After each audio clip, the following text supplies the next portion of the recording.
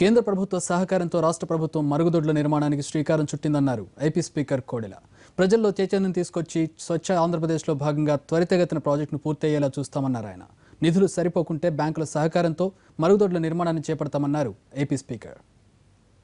మాకు ఎక్కువ నిధులు ఇవ్వండి, భారతదేశంలో మొట్టమొదటి రాష్ట్రంగా ఆంధ్రప్రదేశ్ని ఓడిఎఫ్గా చేస్తామని చెప్పినప్పుడు వారు మేము కూడా సహకరించి తగిన నిధులు ఇస్తామని చెప్పడం జరిగింది.